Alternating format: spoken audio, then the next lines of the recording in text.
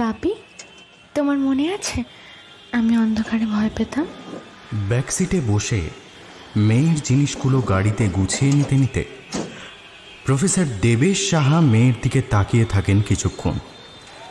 চোখটা ঝাপসা হয়ে আসছে তার। রায় তো দেখতেও পাবে না তার বাবা কাঁদছে।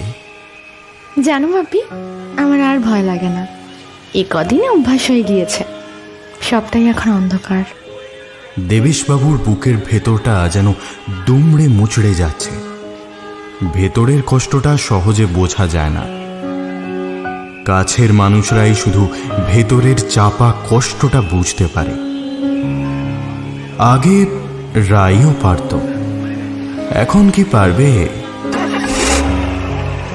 ড্রাইভার স্টার্ট দেয়। আগের মতন রাইয়ের উচ্ছ্বাসটা আর নেই। কোলের ওপর হাত দুটো জড়ো করে বসে রয়েছে ও। আগে জানলা দিয়ে মুখ বাড়িয়ে থাকত। রাস্তায় গাড়ি দাঁড় করিয়ে ফুচকা খেত বাপির কাছে জেদ করে। কলেজে ওঠার পরও সেই জেদ কমেনি। কি বিরক্ত লাগতো তার। দেবেশ সাহা দেখলেন পরপর 3টে ফুচকার স্টল পেরিয়ে এসেছে গাড়িটা। কেমন একটা শূন্যতা কাজ করছে যেন। হঠাৎ মুখ খোলে রায়। বাপি, অনুভব কেমন আছে?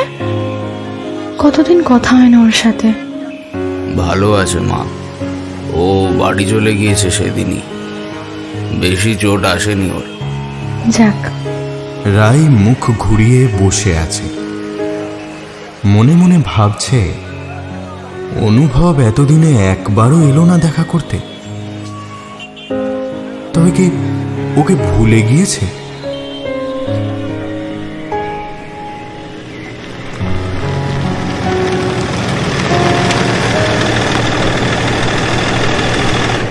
অবশেষে বাড়ির সামনে এসে পৌঁছায় ওরা। ড্রাইভার হরি কাকা হাত ধরে নামায় রায়কে। বাবা এসে হাত ধরে ঘরে নিয়ে যায়। দেখে দেখে আস্তে নিজেকে কেমন অসহায় মনে হচ্ছে ওর। দেখে বাবার হাত ধরে ঘরে ঢুকতে হচ্ছে। ভেবেছিল মা এসে জড়িয়ে ধরবে, কিন্তু কোথায়। বাপি ওকে ঘরে নিয়ে গিয়ে বিছানায় বসালো। তারপর একটা ফোন আসতে বেরিয়ে গেল। রায় বিছানা ছেড়ে উঠে অল্প অল্প হাঁটতে চেষ্টা করে। হায় রে বিধাতার খেল, নিজের হাতে সাজানো সাধের ঘরটাই এখন তার অচেনা। হাতড়ে হাতড়ে বুঝতে হবে কোন দিকে তার জানলা, কোন দিকে ব্যালকনি, কোন দিকে পড়া টেবিল, আলমারি, খাট, বড় পান্ডা পুতুল আর বড় ড্রেসিং টেবিলটা। কিন্তু কয়েক পা ফেলেই আর এগোতে পারে না। হোঁচট খেয়ে পড়ে যায়। এই আস্তে আস্তে, লাগেনি তো? একটা কোমল হাত এসে ওকে পেছন থেকে জড়িয়ে ধরেছে। গলাতেও কি সুন্দর মিষ্টতা। কে ইনি? রাই, তোমাকে মানা করলাম না একা চলবে না? কথা শোনো না কেন? এই জন্যই অন্তদন্ত হয়ে লোক জোগাড় করেছি আগে। উনি সরলা বসু, তোমার দেখভাল করবেন। দেবেশবাবু বলে উঠলেন। রায়কে বিছানায় বসালেন সরলা বসু। দেবেশ সাহা বেরিয়ে গেলেন ঘর থেকে। রায়ের অস্বস্তি লাগছিল বটে, কিন্তু কি করবে? যতদিন না এই অন্ধকার জীবনের সাথে খাপ খাইয়ে নিতে পারছে, তাকে অন্যের উপর নির্ভরশীল হয়েই থাকতে হবে। উপায় নেই। সরলা বসুর সাথে আস্তে আস্তে ভাব জমছে রায়ের। রায় এমনিতে আত্মকেন্দ্রিক মেয়ে, সহজে মিশতে পারে না। দৃষ্টিশক্তি হারানোর পর যেন আরো গুটিয়ে গেছিল। কিন্তু সরলা বসু যেন জাদু জানেন। এক বেলার মধ্যেই রায়ের কষ্টে কুঁকড়ে থাকা মুখে হাসি এনে দিয়েছিলেন। বিকেলে চায়ের কাপ হাতে রায়ের ঘরে আসতেই দেবেশ সাহার ঠোঁটেও যেন এক চিলতে হাসি চলে এলো অজান্তে। খিলখিলিয়ে হাসছে তার রায়, যেন ছোট্ট একটা শিশু। সরলা বসু নানান অঙ্গভঙ্গির মাধ্যমে তাকে গল্প শোনাচ্ছে। সে গল্পের রসিকতা কতটুকু দূর থেকে বুঝতে পারছেন না দেবেশ। কিন্তু তার সদ্য স্কুল পেরোনো মেয়েটির এমন শিশু সুলভ আচরণে ভেতরে কতটা শান্তি অনুভব করছেন তা তিনিই জানেন। মনে মনে ঈশ্বরকে ধন্যবাদ জানান তিনি।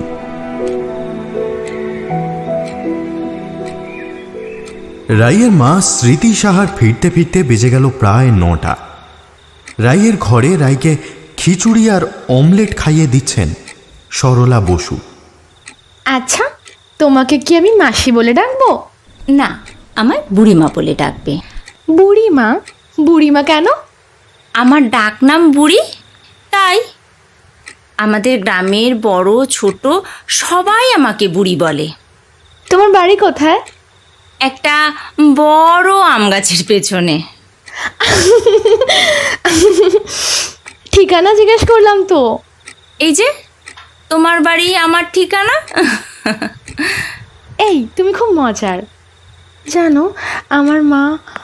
এর মধ্যে গট গট করে প্রবেশ করেন স্মৃতি সাহা। কি ব্যাপার রাই, এত জোরে জোরে হাসছো কেন? ডক্টর মানা করেছে না তোমাকে? চিৎকার, জোরে হাসি এসব একদম মানা। আর তুমি ওকে ডাইনিং রুমে পাঠাওনি কেন? ঘরের ভেতর এভাবে খাওয়ানোটা আমার মোটেই পছন্দ নয়। আচ্ছা দিদি, কাল থেকে না হয় হবে। বেশ, তোমার কন্ট্রাক্ট, টাকা পয়সা সব নিয়ে কথা হয়েছে তো? তুমি কিন্তু রাইয়ের ঘরেই থাকবে। আমি মেঝেতে একটা ম্যাট্রেসের ব্যবস্থা করে দিচ্ছি। আচ্ছা দিদি। ঘর থেকে বেরিয়ে যান স্মৃতি সাহা। রাইয়ের মুখটায় আবার আধার নেমে আসে। গোমড়া মুখেই সে বলতে থাকে, মায়েরই এমন হয়, সব সময় বকে। আচ্ছা, আমি কি খুব খারাপ? কতদিন পর হাসছি জানো? আসলে মা আমাকে ভালোই বাসে না, নইলে হসপিটালে আমাকে নিয়ে যাও তো দূর। আমি আসার সময় বাড়িতেও থাকলো না। না রাই, মা খুব ভালোবাসে। সবাইকে একরকম হয়? তোমার মা একটু কড়া করে বলেন হয়তো, কিন্তু তাও তো ভালোবাসে। কি জানি। নাও নাও, আর ভাবতে হবে না। এবার আস্তে আস্তে ঘুমোতে চেষ্টা করো।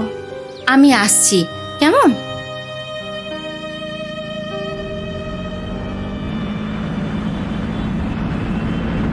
এত জোরে বাইক চালাস না অভি, আমার ভয় করে। আরে কিসের ভয়? আমাকে জড়িয়ে থাক, সব ভয়টা কেটে যাবে। অনুভব আর রাই ফিরছিল রাত করে, তাও প্রায় 12টা বাজে। ফ্রেশার্স ওয়েলকাম পার্টি ছিল কলেজে। বাপি অনেকবার বলেছিল গাড়ি পাঠিয়ে দেবে, কিন্তু রাই শোনেনি। আসলে অনুভবের কাছাকাছি থাকতে ওর ভালো।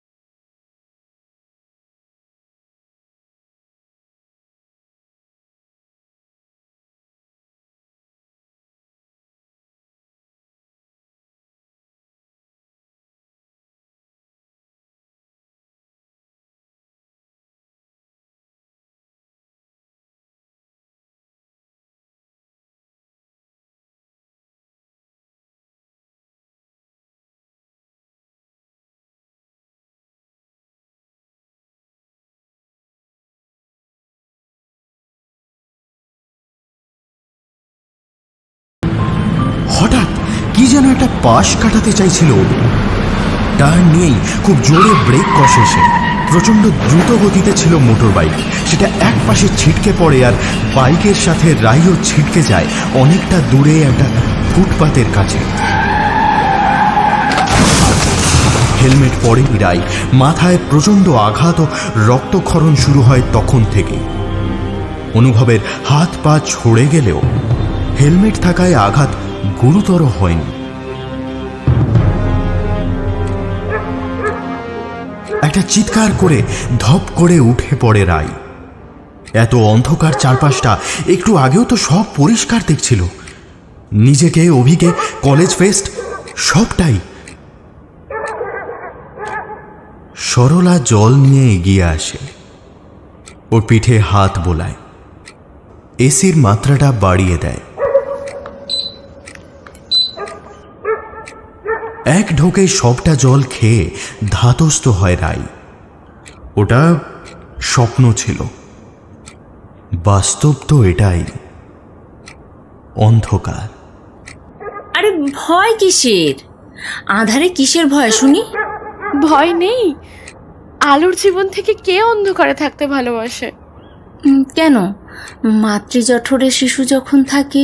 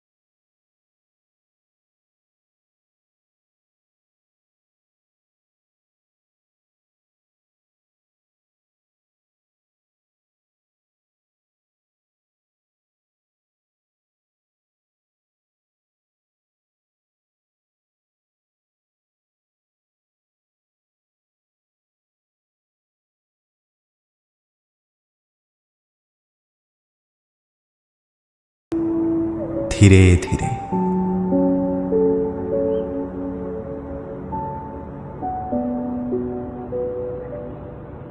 আচ্ছা দেবেশ, আমাকে না জিজ্ঞেস করে ভালো মতো খোঁজ না নিয়ে রায়ের জন্য রেখে দিলে ওই মহিলাকে?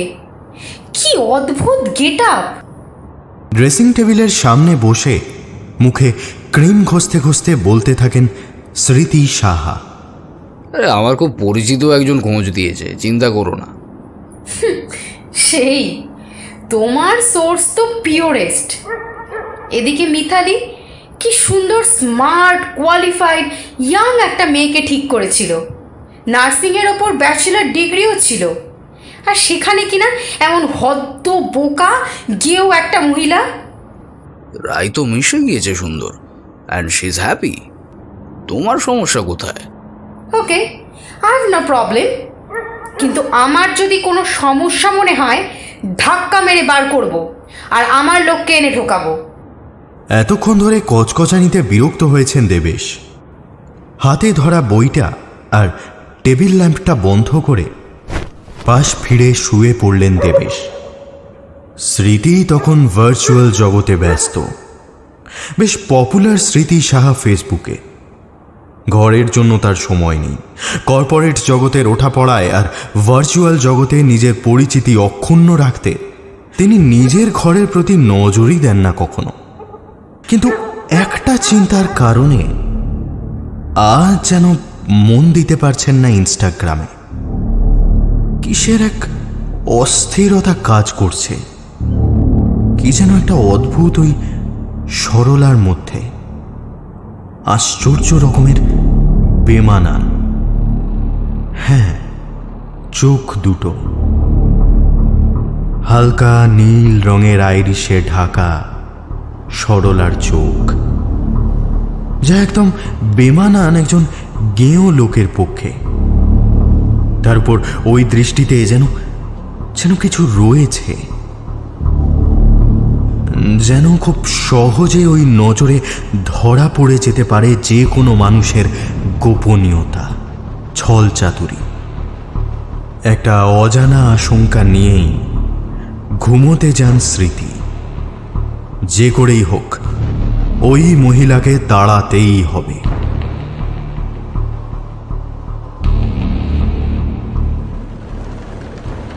সকাল থেকেই বেশ জোরে বৃষ্টি পড়ছে। ব্রেকফাস্ট সেরে ব্যালকনিতে দাঁড়িয়ে রাই।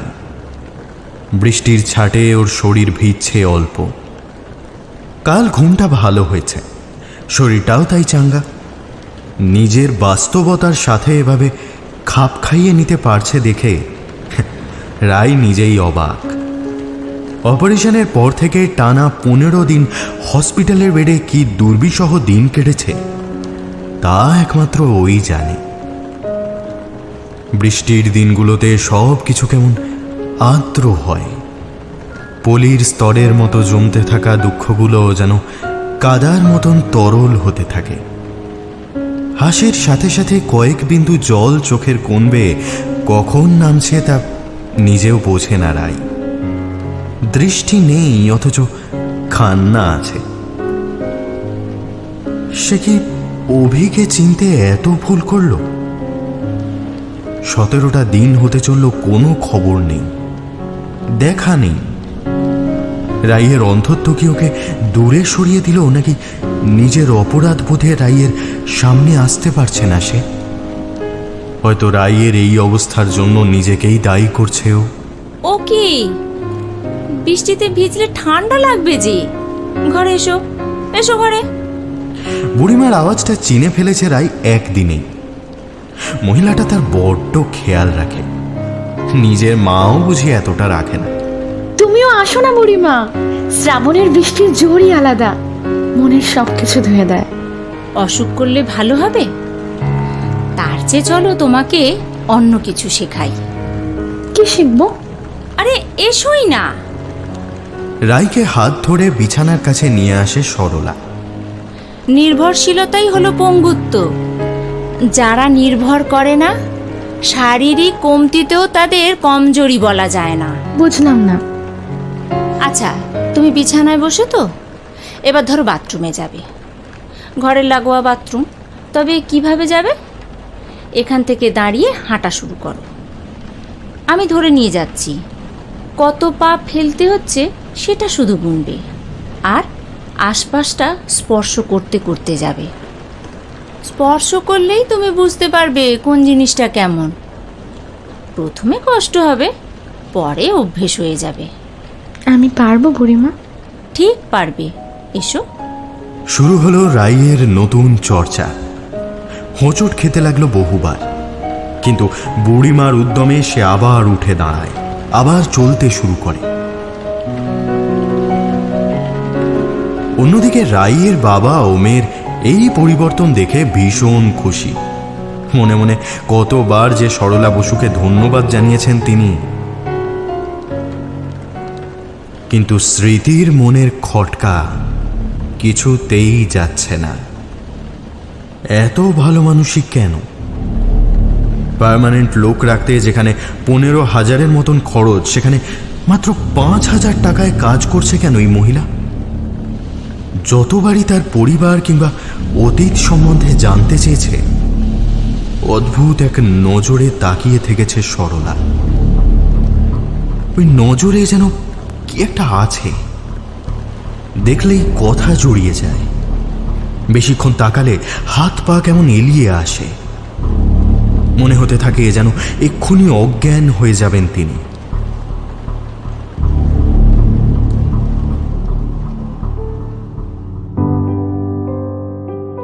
এভাবে আরো দিন 15 কেটে গেল। রাই এখন কিছুটা স্বাবলম্বী। এখন স্টিকও ব্যবহার করতে পারে সে। কথায় কথায় তাকে বুড়িমাকে ডাকতে হয় না। বাপি তাকে ধীরে ধীরে ব্রেইলে পড়া শেখাচ্ছে। এই বছরটা হয়তো আর পরীক্ষা দেওয়া হবে না, কিন্তু পড়াশোনা রাই ছাড়বে না।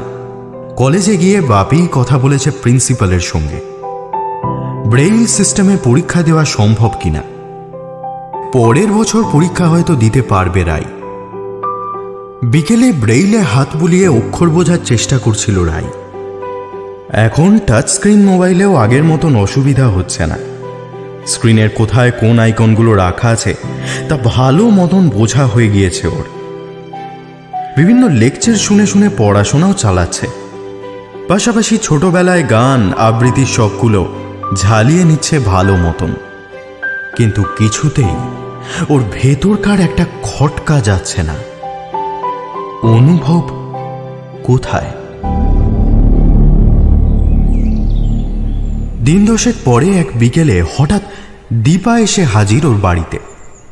দীপা ওর কলেজের বন্ধু। এই মেয়েটার মাধ্যমেই অভির কাছাকাছি পৌঁছাতে পেরেছিল রাই। দীপাও বরাবর অনুভবের প্রসঙ্গ এড়িয়ে গিয়েছে ওর কাছ থেকে। আজ হঠাৎ দীপা হাজির দেখে বেশ অবাক হয় রাই। দরজা ওই খুলে দিয়েছে।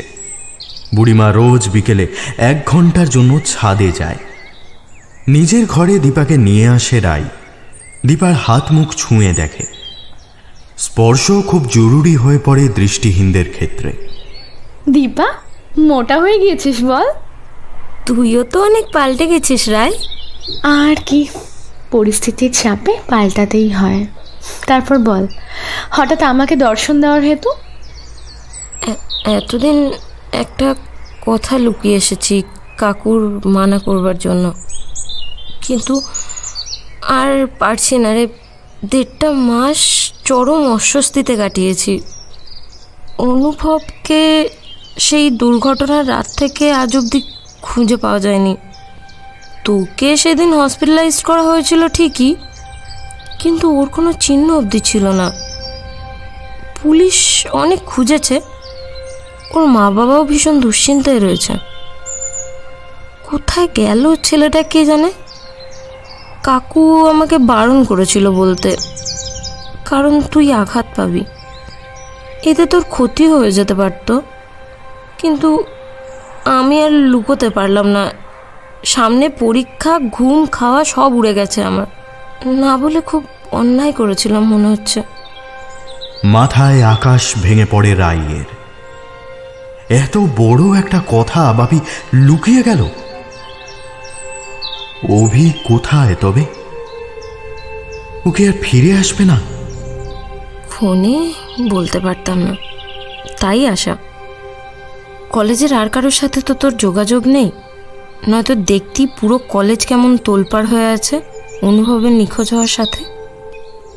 অনেকে তো বলছে প্ল্যান মাফিক দুর্ঘটনা ঘটানো হয়েছিল সেদিন।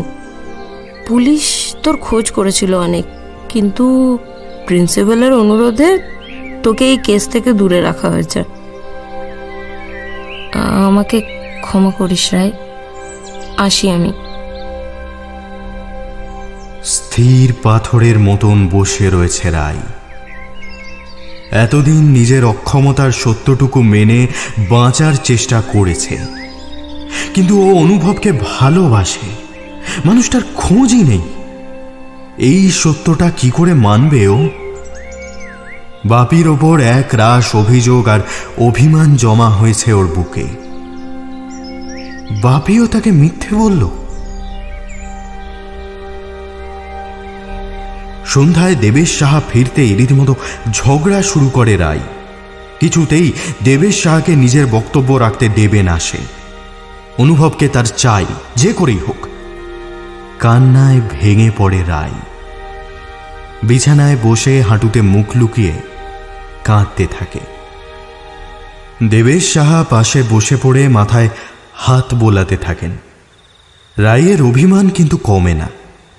যে ছেলের নিখোঁজ হওয়াতে তোর এত কষ্ট, আদৌ সে তোর যোগ্য কিনা ভেবে দেখেছিস? মানে? সেই রাতে অন্য রাস্তা ধরে তোকে যখন বাড়ি নিয়ে আসছিল, কেন তা বুঝিসনি? ওই রাস্তায় ট্রাফিক কম তাই?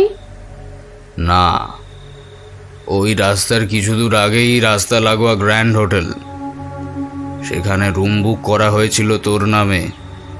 শুধু তাই নয়, ওই ঘরে হিডেন ক্যামেরার সেট আপও করা ছিল। এখন কিছু বুঝতে পারছিস?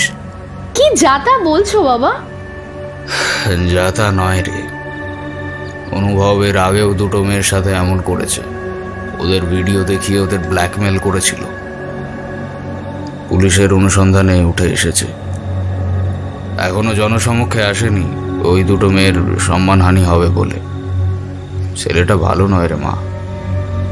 তবে হ্যাঁ, ছেলেটার গায়েব হয়ে যাওয়া নিয়ে আমিও চিন্তিত, কিন্তু নিজের মেয়ে বাজে খপ্পর থেকে উদ্ধার হয়েছে এটা ভেবেও খুশি। এখন আমার ওপর রাগ করতে চাইলে করতে পারিস। দেবেশ সাহা উঠে চলে গেলেন। রাত্রে রাইয়ের ঘুম নেই। সরলা এক কোণে ম্যাট্রেসটা ঠিক করছিল শোবার জন্য। রায়কে অমন বিমর্ষ দেখে ওর মন খারাপ হয়। সবটাই ও শুনেছে, কিন্তু কিছু সময় একা ছেড়ে দিয়েছিল যাতে রায় নিজেকে বুঝিয়ে নিতে পারে। কিন্তু রায় এখনো পোক্ত বুঝদার হয়ে ওঠেনি। রায়ের পাশে এসে বসে সরলা। রায় উপুর হয়ে শুয়ে রয়েছে। একটার পর একটা আঘাত পাচ্ছে মেয়েটা। আরও কত কি আছে কে জানে। ওর মাথায় হাত বুলোতে থাকে সরলা। ঘুমোবে না তুমি? ঘুম আসছে না গো আজ। মানুষ চিনতে কি ভুল করি আমি, কি বোকা আমি, তাই না? এতটাই বোকা এখনো অভির ফিরে আসার প্রতীক্ষা করে যাচ্ছি। মানুষ চিনতে সবাই ভুল করে। তোমার চেয়েও বোকা এক মেয়ের গল্প আমি জানি, শুনবে? ভালো লাগছে না আজ। শুনেই দেখো, ভালো না লাগলে গল্প থামিয়ে দেবো খন। বেশ। গল্পটা একটা মেয়ের, একটা মেয়ে তোমার মতো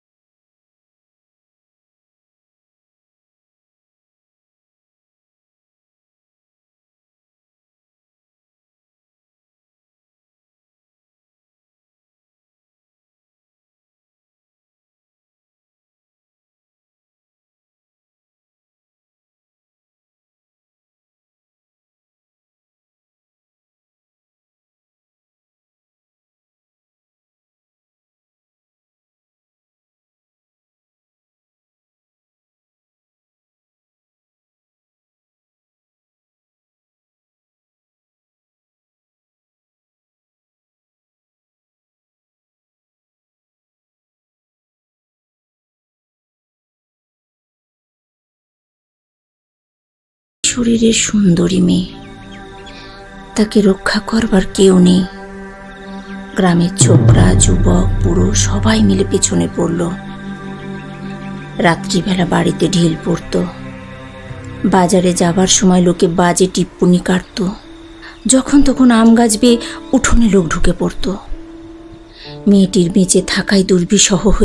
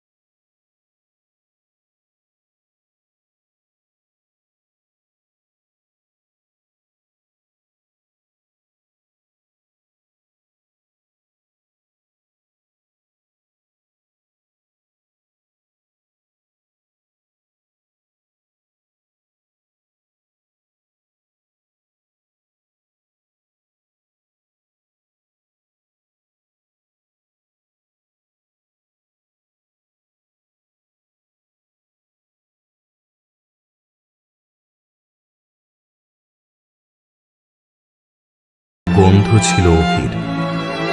সেই গন্ধটা কোনো দিন ভুলবে না রাই। তারপর বুড়িমা? তারপর সই তার দুঃখের কথা শোনায় মাঝি ভাইকে। মাঝি ভাইয়ের মন হাহাকার করে। সেও তো সইয়ের মতন একলা, দুকুলে তারও কেউ নেই। উষার প্রাককালে মাঝি হঠাৎ সইয়ের হাত ধরে তাকে বিয়ের প্রস্তাব দেয়। সই চমকে ওঠে। এমন প্রস্তাব সে আশা করেনি।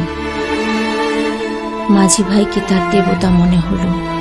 তার চরণ ছুতেই মাঝি ভাই বুকে আঁকড়ে ধরে সইকে। তারপর তার সাথে ফিরে চলে সইয়ের ঘরে। ঘরে নতুন নাগর দেখে গা শুদ্ধ ছিছি পড়ে যায়।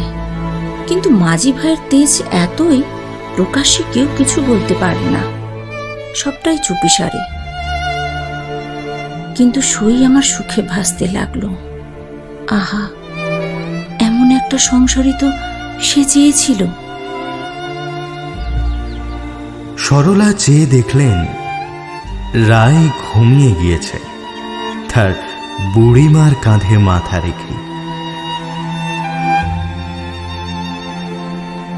এরকম কি করে হয়? একটা মানুষ মাথা ঘুরে পড়ে যাবে, দেখবে না কেউ? পরদিন সকালে বাপির জোর চিৎকারে ঘুম ভাঙে রাইয়ের। কি করে বুঝবো? কি হলো বাপি? সর্বনাশ হয়েছে। সকালে স্মৃতি ছাদে জল দিতে গিয়ে দেখে সরলা মেঝেতে উপুড় হয়ে পড়ে আছে। দেখেই আমাকে ডাকে। আমি তো অ্যাম্বুলেন্স ডেকেছি, চলে আসবে জলদি। বুকটা ছ্যাঁত করে ওঠে রাইয়ের। এক একটা দিন এত বিষময় হতে পারে। কাল অভির খবর, আর আজ বুড়িমা। বাড়িতে লোক জড়ো হয়ে গিয়েছে। পা গুনে গুনে সদর দরজার কাছে আসে রাই। স্ট্রেচারে বুড়িমাকে তোলা হয়েছে। রাই ছুঁয়ে ছুঁয়ে বুড়িমার শরীরটা অনুধাবন করতে চায়। কেন যেন মনে হচ্ছে আর কোনো দিন সে বুড়িমাকে দেখতে পাবে না। যতই ছোঁয়ে ততই অবাক হয় রাই। পায়ে নুপুর, হাতে চুড়ি কি রঙের তা জানে না। গলায় তাবিজ, কপালে খসখসে কিছুর একটা টিকা, সম্ভবত ছাইয়ের। এইসব তো বুড়ি দিদা পড়ত। দেবেশ সাহা এত চাপ নিতে পারছেন না, বুকে একটা তীব্র চাপ অনুভব করছেন। মিস্টার সাহা, ওনার হাতে মুঠো করা একটা চিরকুট পাওয়া গেছে। তাতে লেখা রয়েছে যে উনি নিজের চোখ দুটো আপনার মেয়ে রাইকে দান করতে চান। মানে উনি বেঁচে নেই? না, প্রায় ঘন্টা দুয়েক হলো মৃত্যু হয়েছে ওনার, সম্ভবত হার্ট অ্যাটাক। আচ্ছা, যেটা বলার ছিল, ডোনার মারা যাওয়ার 3-4 ঘন্টার মধ্যে কিন্তু অপারেশনটা করতে হবে। যদিও আই ডোনেশনের জন্য আপনি রেজিস্টার করিয়েছেন, কিন্তু আমাদের দেশে অর্গান ডোনেশন মানে আই ডোনেশনকে আজও লোকে সহজভাবে নিতে পারে না। তাই আমার মনে হয় হয়তো এটাই ভালো হবে যে ওনার শেষ ইচ্ছাটুকু রাখুন আপনি, অন্তত রায়ের ভবিষ্যতের কথা ভেবে। কিছুক্ষণের মধ্যে অপারেশনটা হলে ভালো হয় কিন্তু। বেশ, একবার রায়কে জিজ্ঞেস করলে। হ্যাঁ, যার অপারেশন তার সম্মতি জরুরি, তবে জলদি করুন, হাতে সময় কম। রায় তখনও দুহাত দিয়ে হাতড়ে চলেছে বুড়িমাকে। বুড়িমার শীতল হতে থাকা শরীর জুলজির স্টুডেন্ট রায়কে স্পষ্ট জানান দিচ্ছিল বুড়িমা আর উঠবে না। একটা মা, সেই মানুষটা তার এত কাছে এসেছিল, এত যত্ন নিয়েছিল, আজীবন মায়ের আদর থেকে বঞ্চিত হওয়ার খেদটা মিটিয়েছিল যে রায় তাকে মা ছাড়া অন্য কিচ্ছু ভাবতে পারত না। দেবেশ সাহা রায়কে সব বোঝান, জানান বুড়িমার চোখ দিয়ে রায় দুনিয়াটা আবার দেখুক, সেটাই তার ইচ্ছে। রায় সম্মতি জানায়, সে নিজেও চায় তার বুড়িমা বেঁচে থাকুক, অন্তত তার চোখ দিয়ে হলেও।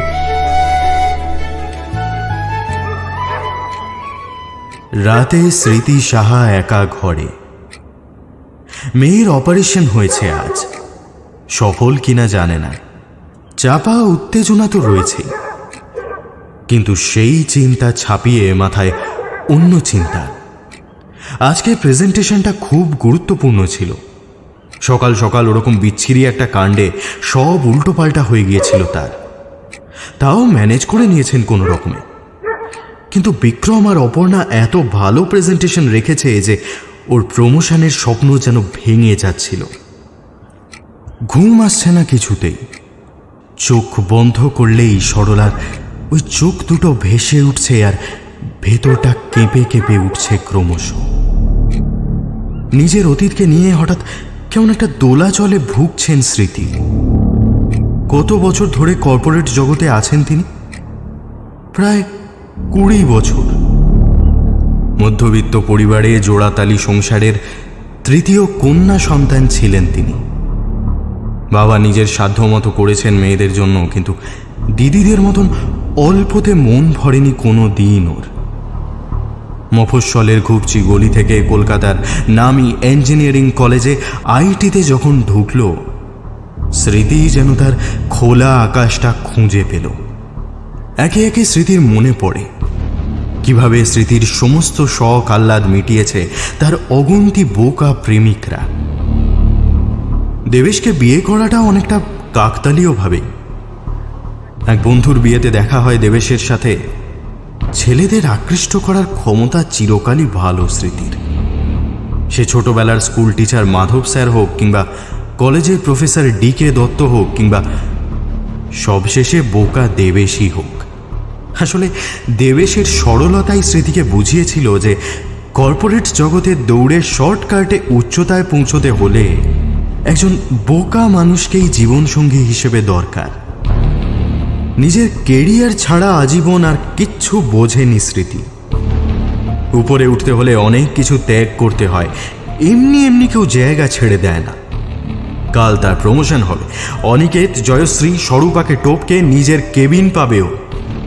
7 বছর ধরে এই কোম্পানিতে আছে, কেউ পেরেছে এত তাড়াতাড়ি এত উচ্চতায় পৌঁছতে?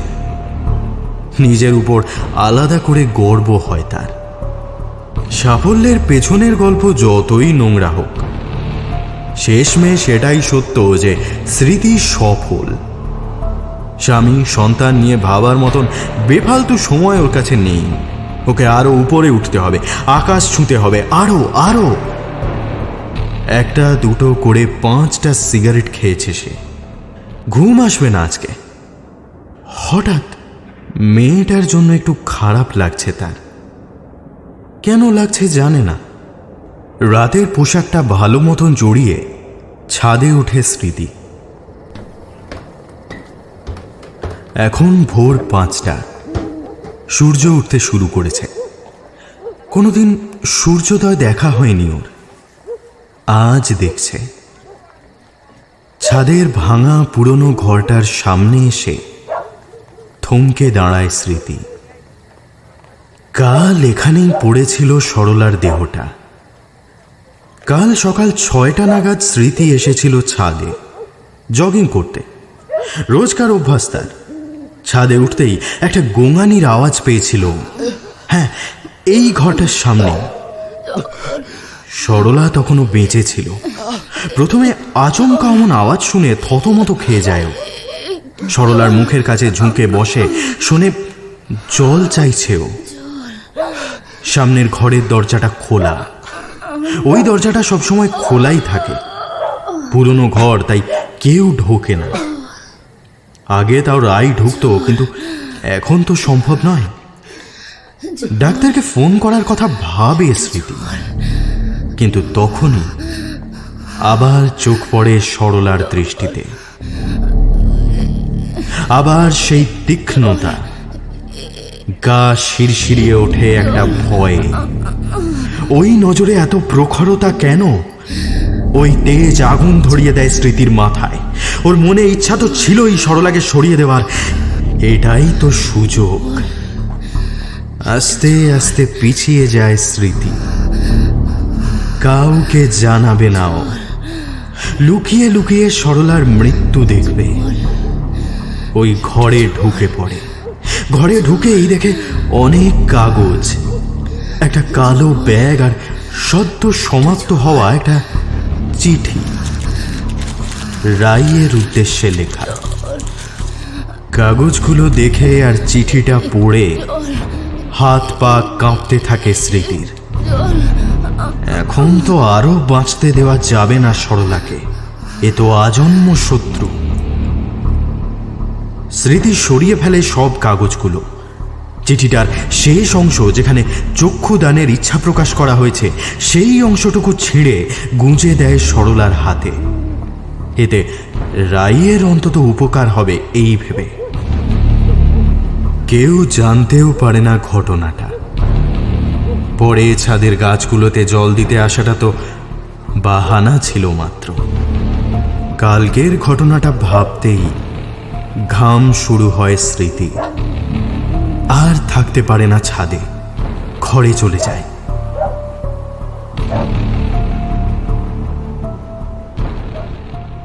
অপারেশনের 10 দিন পেরিয়ে গিয়েছে।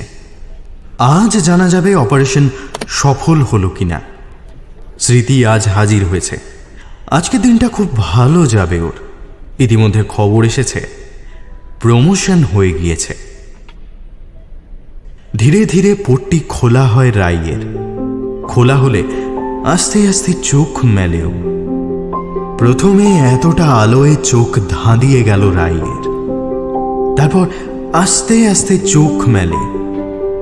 হ্যাঁ, আবার দেখতে পাচ্ছে ও। ওই তো বাপি, ওই তো হরি কাকা, দীপাও এসেছে।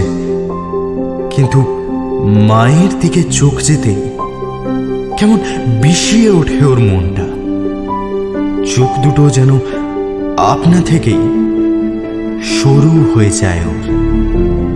স্মৃতি নিজের মেয়ের দিকে তাকিয়ে চমকে ওঠে। এ কাকে দেখছে ও? আবার সেই দৃষ্টি শরীর পুড়িয়ে দিচ্ছে যেন। অপরাধ বোধে যেন খাবি খাচ্ছে স্মৃতির সত্তা। এক একটা পাপের প্রশ্নচিহ্ন যেন তীরের ফলার মতো বিঁধছে ওকে। সরলাকেও বাঁচাতে পারত, বাঁচায়নি। উল্টে তার মৃত্যুর রাস্তাটা সোজা করেছে আরো। নিজের স্বামীকে নিজেকে সসম্মানে ঠকিয়েছে আর অন্যায়ভাবে কেড়েছে। আর ভাবতে পারেনি স্মৃতি, কাঁপতে কাঁপতে মাটিতে পড়ে গিয়েছিল। হার্ট অ্যাটাক, ডক্টররা জানান অতিরিক্ত উত্তেজনার ফল। ডান দিকটা সম্পূর্ণ প্যারালাইজড হয়ে গিয়েছে, ঠিক হবার সম্ভাবনা কম।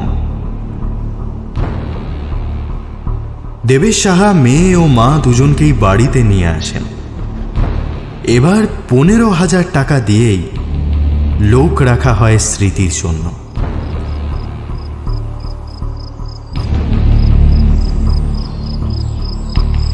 রায় এখন অন্যরকম, পরিণত অনেকটাই। এতগুলো ধাক্কা, মার এই অবস্থা, তাকে শক্ত হতে হবে। কিন্তু সে যেন অনেক বেশি দেখতে পায় এখন। স্পষ্ট বুঝতে পারে মায়ের ভেতরে একটা চোরা গল্প লুকিয়ে আছে, কিন্তু সেটা জানবে কি করে? ছাদে পায়চারি করতে করতে সেই ঘরটার সামনে আসেও। অনেকদিন আসেনি এখানে। দরজাটা খোলে, একটা কালো ব্যাগ রাখা। কার ব্যাগ? ভেতরটা খুলতেই একটা পরিচিত গন্ধ পায়। হাতড়ে দেখে অভির শার্ট, প্যান্ট, জুতো, ঘড়ি। এইসব কোত্থেকে এলো? মাথায় বাজ পড়ে ওর। ঘরের আনাচে কানাচে ভালোভাবে চোখ ঘোরায়। একদম কোনায় এক টুকরো কাগজ দলা পাকানো, একটা চিঠি। খুলে চিঠিটা পড়তে শুরু করে রায়। রায়, সেই যে বোকা মেয়েটার গল্প বলছিলাম, বাকিটা বলছি। সেই মাঝি ভাই একদিন শহরে নিয়ে গেল আমার সইকে। সই যেতে চায়নি, জোর করেই নিয়ে গেল। শহর এনেই সইকে নিয়ে এলো একটা হাসপাতালে। ও বলে, কেন? মাঝি ভাই বলে, সে নাকি সারোগেসি মাদার হবে। সই আমার তখন মুখ্য মানুষ, তাকে বোঝানো হলো তার গর্ভে একটা বাচ্চা বড় হবে। সই ভাবল সে তো খুশির কথা, সংসার বাড়বে, সে তো তার কবেকার আশা। সই একটা কাগজে টিপছাপ দিল। সইয়ের একটা অপারেশন হলো। সই বাচ্চাটার যত্ন নেয়, খেলা করে। মনে আছে বলেছিলাম জঠরে বাচ্চা থাকলে কেমন অনুভব হয়, সেই গল্পগুলো? সই সব অনুভব করেছিল। মাঝি ভাই তাকে পেট পুড়ে খাওয়ায়, ভালো শাড়ি কাপড় দেয়। সই ভাবে, আহা, এই বুঝি স্বর্গ। তারপর একদিন প্রসব বেদনা হলো। সইকে হাসপাতালে নেওয়া হলো। তন্দ্রা ঘুরেও সে শুনেছিল তার সন্তানের আওয়াজ। হ্যাঁ, তার মেয়ে হয়েছিল। কিন্তু যখন জ্ঞান হলো, মাঝি ভাই জানালো তার মৃত বাচ্চা হয়েছে। কিছুতে সই বিশ্বাস করেনি, এ তো খুব বড় মিথ্যে। পরে হাসপাতালেরই এক নার্স তাকে সারোগেসি মাদারের ব্যাপারে বুঝিয়ে বলে। এও বলে সে চাইলেও মেয়েটিকে ফেরত পাবে না, কারণ সে কাগজে টিপ সই দিয়েছে। না, এই বিশ্বাসঘাতকতার পর সে আর মাঝি ভাইয়ের সাথে থাকেনি। মাঝি ভাই তাকে আটকাতে চেয়েছিল, বলেছিল গর্ভ ভাড়া দেওয়া একটা ব্যবসা, এতে অনেক পয়সা। কিন্তু রায়, মাতৃত্ব তো ব্যবসা নয়। আমি তো আমার সন্তানকে বিক্রি করব বলে জন্ম দিইনি। তবে হ্যাঁ রায়, হ্যাঁ, সই আর আমি একই ব্যক্তি। আর জানো সেই মেয়েটিকে? তুমি। হ্যাঁ, তুমি। তোমার অতি আধুনিকা মা নিজের কেরিয়ার বিসর্জন দেবেন না বলে আমায় ভাড়া করেছিলেন আমারই অজ্ঞাতে। অনেক কষ্টে তোমার বাড়ির ঠিকানা জোগাড় করেছিলাম। এই শহরে দিন গুজরান করেছি কোনোভাবে, আর অলক্ষ্যে নজর রেখেছি তোমার দিকে। নিজেকে অল্প হলেও শিক্ষিত করেছি, একা লড়েছি, কিন্তু নিজেকে বিকিয়ে দিইনি। ধীরে ধীরে বুঝতে পারছিলাম আমার নজরেও চলে আসছে সেই তেজ, তীক্ষ্ণতা, সেই আগুন। দিদাকে সবাই ডাইনি বলতো, তারপর আমিও সেই ডাইনি হতে শুরু করলাম। নরম বোকা মেয়ে হয়ে বেঁচে থাকা যায় না পোড়া সমাজে, তার চেয়ে ডাইনি হওয়া ঢের ভালো। আমার আগুন শুধু তোর জন্য ছিল রাই।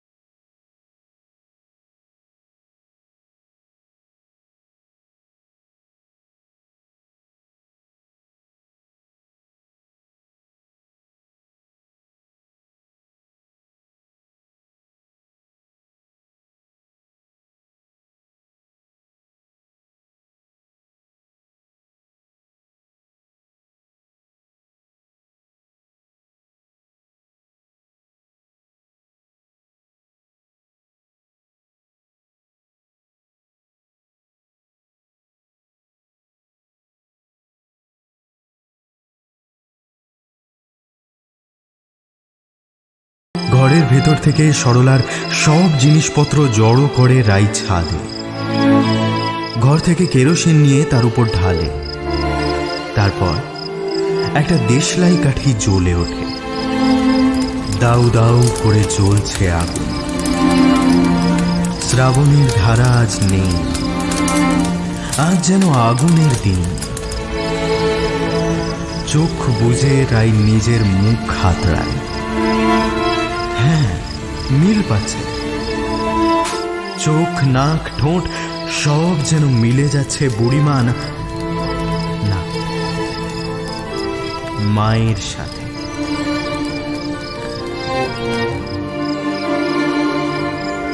সূর্য ডোবার সাথে সাথে আগুন নিভতে থাকে।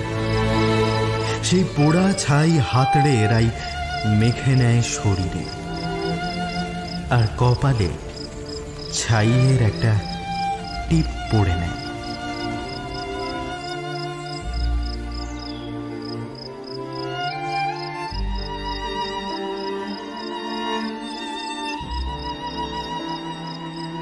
অসহায়তা হয়তো মানুষকে অতিমানবিক শক্তি দিয়ে যেতে পারে, অনাচারের মুখোমুখি দাঁড়িয়ে লড়াই করে যাওয়ার মতো মনের জোর, কিংবা এমন কোনো নজর যা মুহূর্তে বুকের গোপনীয়তা ভেদ করে তুলে আনতে পারে সব পাপ, কিংবা এমন কোনো নজর যা নিজের সন্তানকে ঘিরে রাখতে পারে অদৃশ্য স্নেহ জালে।